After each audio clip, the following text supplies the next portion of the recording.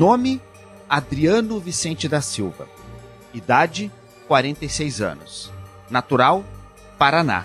Atualmente, na Penitenciária de Alta Segurança de Charqueadas, no Rio Grande do Sul. Nome: Ederson Leite. Idade: 12 anos. Natural: Rio Grande do Sul. Atualmente, no cemitério de Lagoa Vermelha. Ele era bem extrovertido, assim, ele brincava, tudo, né? Jogava bola, ia no colégio. Sempre assim, companheiro, ele era meu companheiro. Adriano Vicente da Silva, criminoso confesso. Menino Ederson Leite, a primeira vítima. Recordo que, apesar da negativa dele com relação a outros homicídios, na época, ele foi reconhecido por meninos que conseguiram escapar. Dois personagens do início de uma história que trouxe espanto, medo e tristeza, não só para o Norte Gaúcho, mas para todo o estado, para todo o país. Adriano da Silva, com certeza, foi o maior serial killer que infelizmente apareceu na história do Rio Grande do Sul. O início de tudo foi dia 16 de agosto de 2002, quando Ederson desapareceu ao vender rifa com o irmão, Edivaldo, em Lagoa Vermelha, no norte do Rio Grande do Sul. Eu disse, cadê? A gente chamava ele de Nenê. Eu disse, cadê o Nenê? E ele disse, não, ele foi vender, continuar a vender as rifas. Eu disse, mas você deixou ele sozinho? Eu disse, sim, ele ia lá para o centro. Aí a gente passou a noite e nada dele, ninguém sabia. Daí foi ligado para a polícia, daí... Esta é Dona Erli Leite, mãe de Ederson. O desaparecimento foi dia 16 de agosto, mas foi no dia 8 de setembro daquele ano, há exatos 20 anos, quando o corpo do menino foi encontrado perto de um riacho, em Lagoa Vermelha. Aí o pessoal começou a investigar, né, e ver se achava ele, mas não encontraram. E nem notícia, ninguém sabia, ninguém tinha visto, né? Passa dias e ninguém sabia. Eu sei que ele ficou 23 dias desaparecido. Foi um rapaz, né, que encontrou ele o rapaz da fraternidade que encontrou num riacho que tem por ali, sabe? Aí pelas roupas a gente já distinguiu, né, sabia que podia ser ele, né, que era ele mesmo.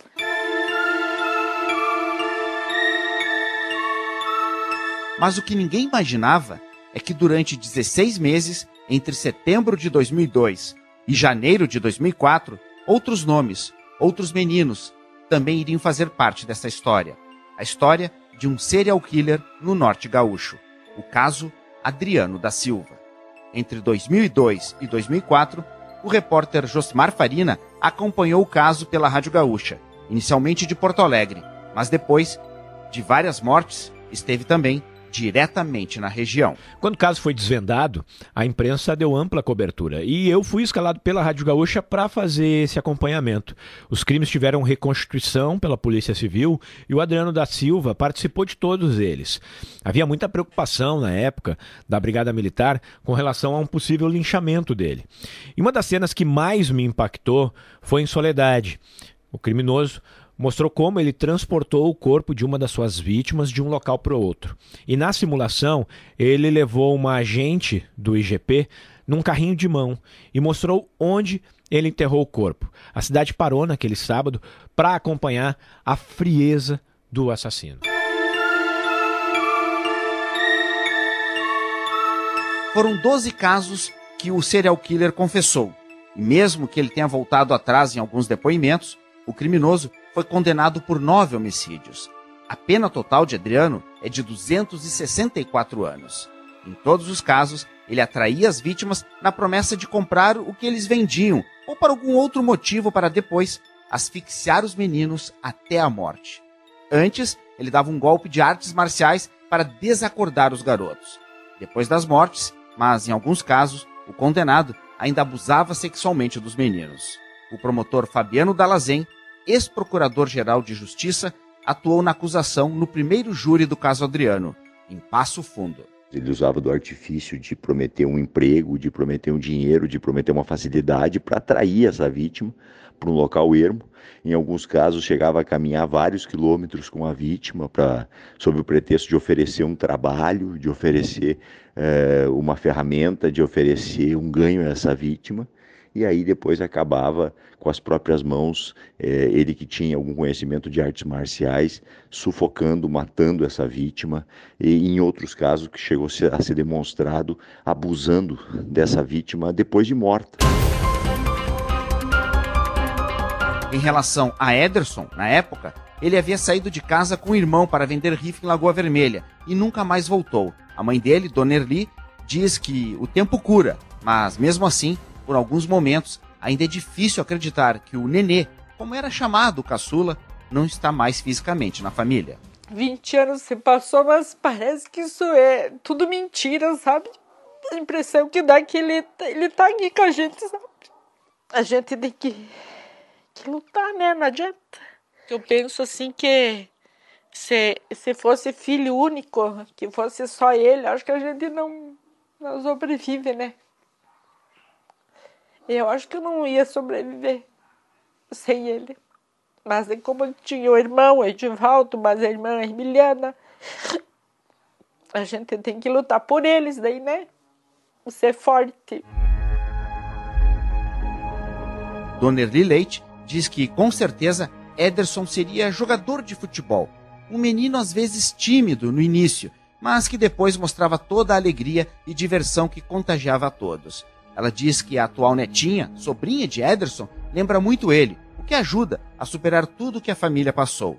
Lagoa Vermelha tem hoje a Escola Municipal Ederson Leite, em homenagem ao menino que foi a primeira vítima do serial killer Adriano da Silva.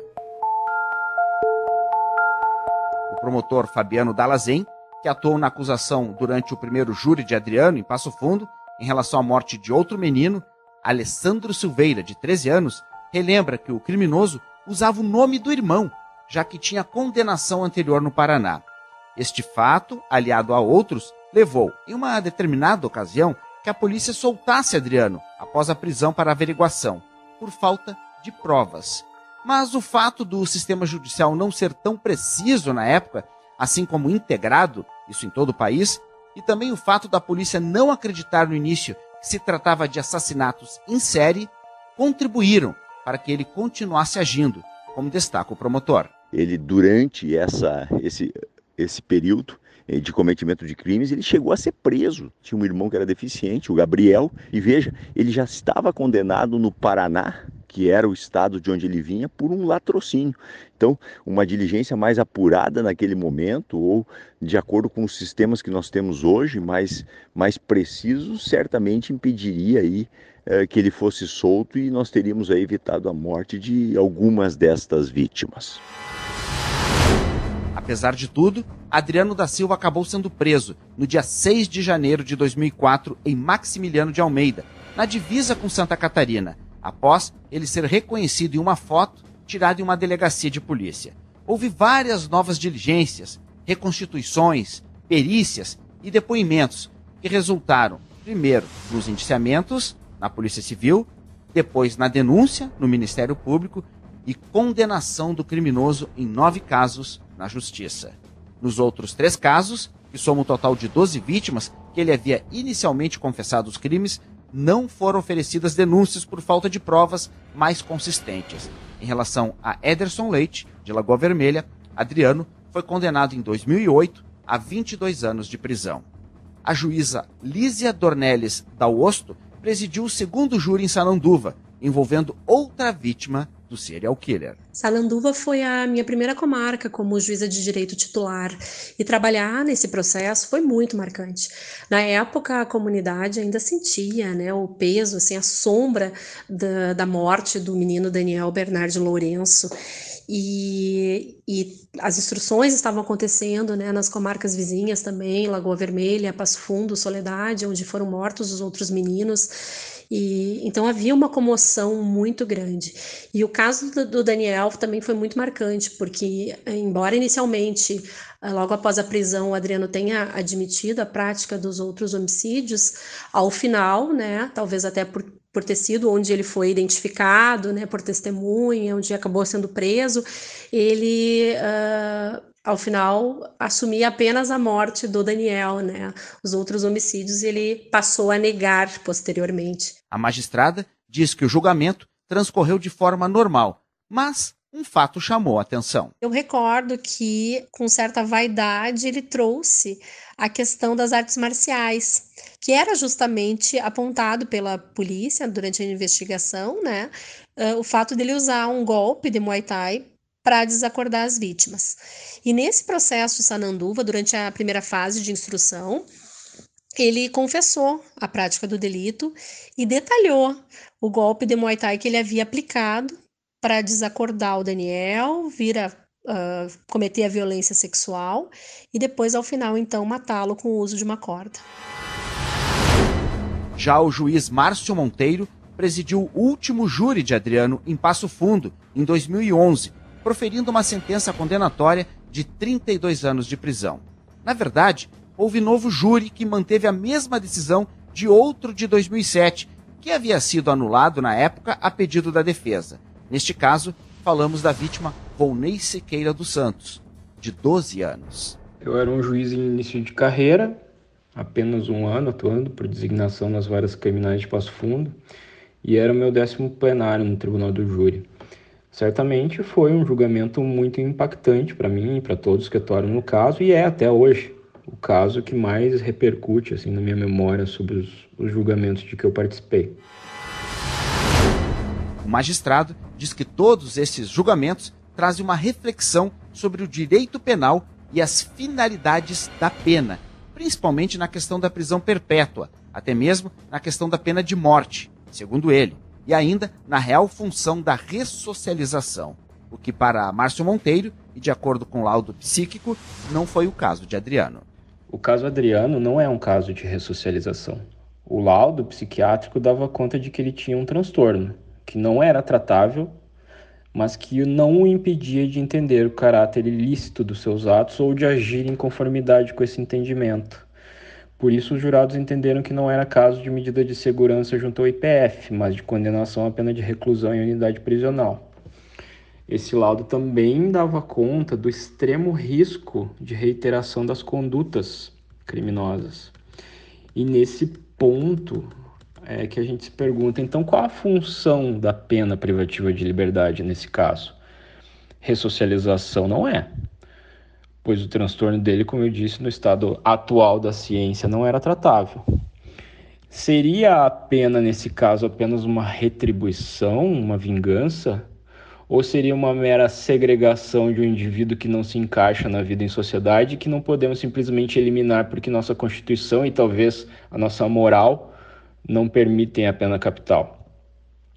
Mas se ele não é ressocializável e nós só o queremos separar do convívio social, já que não podemos aplicar a pena de morte, será que o limite legal da época de 30 anos de privação de liberdade era adequado? E será que o limite atual de 40 anos é? O juiz Márcio Monteiro se refere basicamente ao limite máximo para a pena em regime fechado, que atualmente é de 40 anos, mas na época das condenações de Adriano da Silva era de 30 anos. Devido a isso, e conforme o processo de execução penal dele, o término da pena do condenado tem data marcada, e será dia 25 de maio de 2034. E é este o alerta que o magistrado Márcio Monteiro faz. O serial killer pode sair da prisão daqui 12 anos. E a mesma questão que o promotor Fabiano Dalazen se refere ao mencionar possíveis boas condições físicas e provavelmente com os mesmos transtornos psíquicos quando o condenado for solto. Segundo o promotor, o que ainda pode ser um risco. Ele ainda diz que toda a acusação sustentou, isso perante os jurados, o fato de derrubar o laudo técnico da época. Isso quer dizer o seguinte: ao mesmo tempo que o documento apontava para a diminuição da pena de Adriano pelo diagnóstico de se tratar de um problema psiquiátrico, o prognóstico do então réu, já que a discussão ocorreu antes do primeiro júri, destacava que não havia cura. Mostramos aos jurados que têm a competência por julgamento a importância de derrubar o diagnóstico do laudo e, derrubando esse diagnóstico, aplicar o maior tempo de pena possível ao Adriano para que nós pudéssemos mantê-lo recolhido à prisão pelo maior período possível. E fomos exitosos nesse primeiro julgamento, ou seja, conseguimos derrubar o laudo técnico, pelo menos o diagnóstico do laudo. O júri reconheceu que o Adriano era plenamente capaz e, portanto, a aplicação da pena se deu aí, levando em conta essa característica, e ele foi condenado a uma pena elevada, e esse precedente conseguiu se espraiar para os demais 9 julgamentos, em que esse laudo também foi rechaçado e, portanto, o Adriano tem uma pena aí que ultrapassa os 200 anos de prisão. Este fato, lembrado pelo promotor Dallazen, é um dos motivos que leva o juiz Márcio Monteiro a defender que a lei penal deve ser constantemente debatida e questionada. A lição que me parece que é no sentido de que a lei penal deve ser constantemente debatida, as funções da pena devem ser constantemente questionadas, a partir de casos como esse, que são capazes de fazer desmoronar uma série de convicções acadêmicas. E o desmoronamento das nossas convicções acadêmicas, de vida, enfim, não é necessariamente ruim, pois pode preceder uma reconstrução mais madura, mais completa, mais eficiente. Como já referimos, o total de pena que Adriano da Silva tem é de 264 anos, contando o latrocínio, roubo seguido de morte, de um taxista que ele havia cometido em 2001 no Paraná, antes dos fatos aqui no Rio Grande do Sul. O paranaense é atendido pelo Núcleo de Defesa Criminal da Defensoria Pública do Rio Grande do Sul. A dirigente Cíntia Lusato diz que pedidos de atendimento médico, visita, progressão de regime, assim como inspeção e fiscalização do cumprimento da pena são acompanhados pelo órgão. A Defensoria Pública do Estado, ela presta atendimento em todas as unidades prisionais do Rio Grande do Sul, onde as pessoas que estão privadas de liberdade não possuem advogado. Essa pessoa de Adriano, então ele cumpre uma pena no estabelecimento prisional e a Defensoria Pública faz todo esse atendimento, assim, para ele como para as demais pessoas que necessitam, prestando toda a orientação jurídica, enfim, fazendo os pedidos pertinentes no processo de execução penal dele. O paranaense condenado pela morte de 9 meninos no Norte Gaúcho realiza serviços gerais diários na penitenciária de alta segurança de Charqueadas, durante o cumprimento da pena.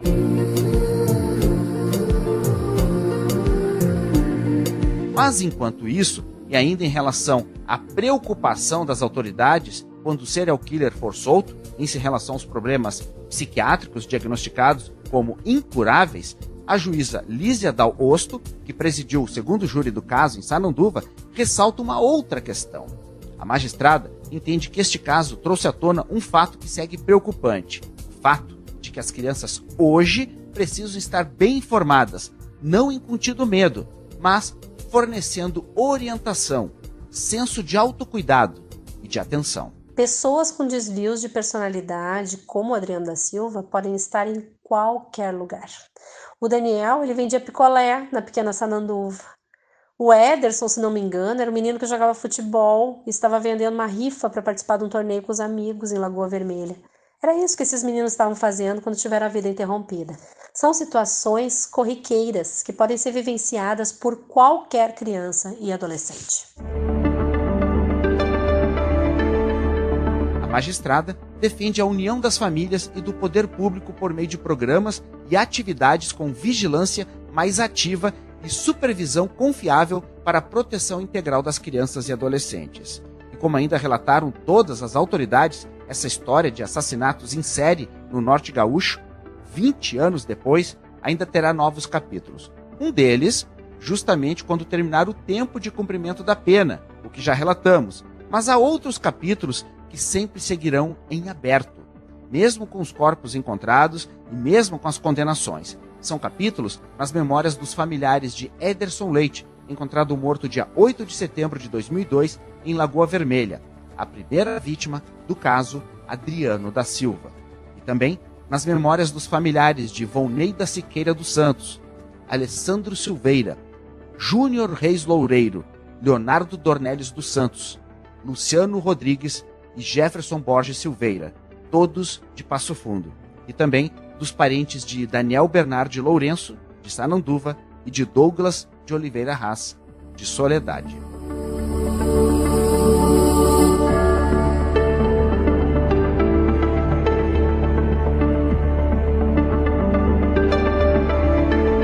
Eu sou o Cid Martins e fiz essa reportagem em parceria com a colega da RBS TV de Passo Fundo, Maria Eduarda Eli. Colaboração de Daniel Dembinski.